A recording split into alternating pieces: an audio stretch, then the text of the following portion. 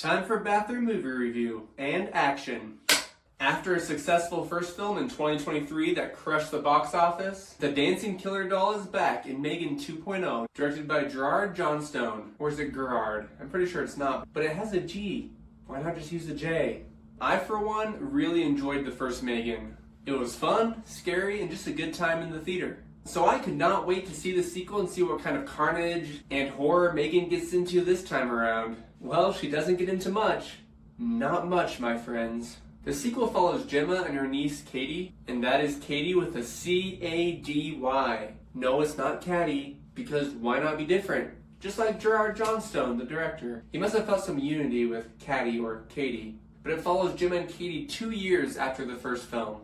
Gemma has become a spokesperson and a major influencer in media as she speaks about her new anti-tech opinions, mostly regarding children and why children should not have things like smartphones or be addicted to technology. You know, things that are actually probably smart to talk about. But quite the change from the first movie where she was just like, "Shut up, Cady, get away from me. Take the smartphone, take the iPad." But I believe people can change. Well, a new villainous AI robot called Amelia, who is created based on Megan's design, is running rampant, so Gemma decides to throw her opinions to the wind and bring you-know-who back. Yes, my friends, only Megan the killer robot, who killed 4 people in the last film, can take on this new threat. As Gemma said, it's the only option, or is it we have no choice, or the best option? Either way, that's what they do. So I think this might be a Terminator reboot. I mean, not really, but the premise does sound pretty familiar. In both franchises, the first movie, you have a killer, super smart AI robot attempting to kill a family, and it's definitely terrifying. But then the sequel, said killer robot turns good, protects family against a newer, more advanced robot. How very interesting. Indeed. Alright, everything I've shared so far, you already see in the trailer, so I'll stop right there, no spoilers. But guys, I really wanted to enjoy this movie. As I was watching it, I just kept telling myself, hey, slow down, get into it, just enjoy it.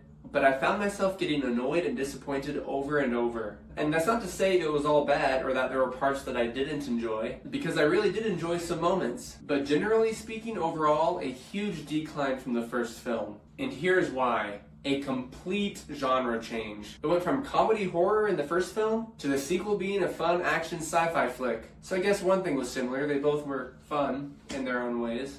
Now a lot of people are loving this movie. I mean, heck, my friend Darren thought it was a 10 out of 10 and he said, "It's absolutely perfect. There's nothing wrong with it. 10 out of 10. Megan singing is peak cinema. Tell him he's wrong in the comments." And trust me, I can see why to a point. And I think it really could have been a much better movie in my eyes. Because I love action, I love comedy, but this movie just crossed the line, I guess. If there was a wall of cheesy, goofy ridiculousness, it was bulldozed over in this film. Let's talk about the positives first. So Megan. Every single scene we get with this little sassy, once murderous AI robot was phenomenal. Which is good since she's kind of the central focus. No complaints from me there. She had sass, she was rude, and she was one bad robot. And not bad as in evil like the first one, you know, but bad as in like, "I'm bad, darling."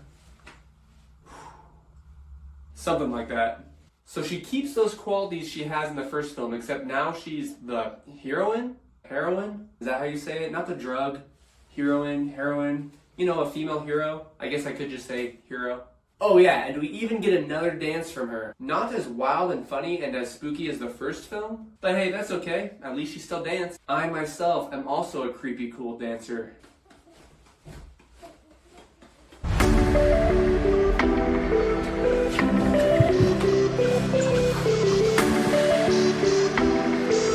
I also enjoyed the concept of Amelia, another murderous AI running rampant. Now I say I like the concept of her because the film took a major turn in the last third of the movie, and I did not love it. But I won't say more on that, just go see it. But also the action was fun. We had great fight scenes, it was fun seeing the 2 robots go head to head, and the designs for Amelia and Megan were great. And yeah, besides that, take away Megan and Amelia, and I cannot say I loved many other parts. The actors and actresses did alright. The actress for Cady did good. I mean, I feel like she was playing a dual role. She was also playing Wednesday from the Addams Family. I mean, can you deny it? Look at that. Look at that hair, her bleak attitude. Probably should call her for the next Addams Family reboot. What I did not like, the genre change? I mean, I think it could have worked great for me if a few things were tweaked. Without oversharing, they had a twist with the villain near the end, and it hit very poorly for me. I mean, yeah, it wasn't expected, which I guess is a win. I can't fully explain why I didn't like it. It just didn't hit. Things need to hit, folks. I've got to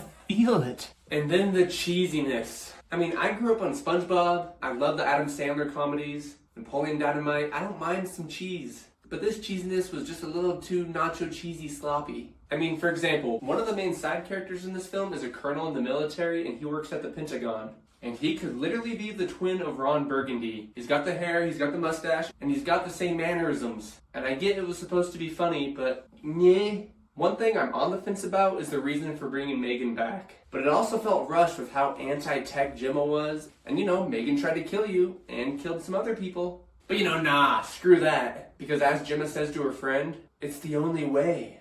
Or was it, we have no other choice? Something like that. I mean, it sort of makes sense. Probably And I don't no other blame them choice for why they're possibly bringing back another AI robot made similarly after joining Amelia. Like I said, I'm on the fence with that one. I get I'm being a little critical. I do want to see this still grow into a franchise though. Although I have my doubts about this movie, I still like the character of Megan.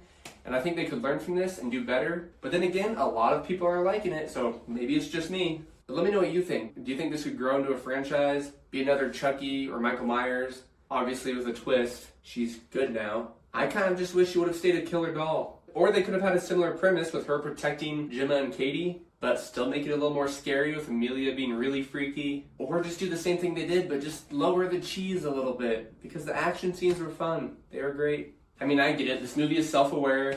It knows it's kind of silly. You got two AI killer robots, and they really lean into that. They just leaned in too much for me. Anyways, I'm not against seeing another Megan film. I just hope it hits my taste buds a little better next time. I mean, after this one, maybe she'll be the next 007. The name's Megan. Hey, I'm Megan.